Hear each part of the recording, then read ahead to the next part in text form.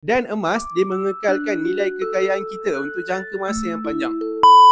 Ini adalah 1 kilogram emas keluaran Public Gold, yang mana harganya hari ini adalah RM400,000. Kalau tuan-puan nak tahu, 1 kilo ni tuan-puan tahun 2000 harganya RM35,000 sahaja. Hari ni tuan-puan, 1 kilogram yang sama, berat yang sama, nilainya dah meningkat sampai RM400,000 lebih dah. Jadi bagi tuan-puan yang ada bajet sekitar RM400,000 ni, boleh alihkan kepada 1 kilogram gold bar macam ni. Tuan-puan yang pemilik bisnes nak kekalkan nilai kekayaan daripada inflasi dan juga kejatuhan nilai ringgit, boleh alihkan kepada 1 kilogram ni. Sebab antara kelebihan bila kita menyimpan dalam bentuk emas, emas ni tuan-puan, dia adalah kalis inflasi. Dan emas, dia mengekalkan nilai kekayaan kita untuk jangka masa yang panjang. Jadi bagi tuan-puan yang nak saya bantu dapatkan 1 kilogram ni tuan-puan, boleh hubungi saya untuk saya bantu dan guide sebaiknya. Teruskan follow saya untuk lebih banyak ilmu emas dan kewangan. Semoga bermanfaat.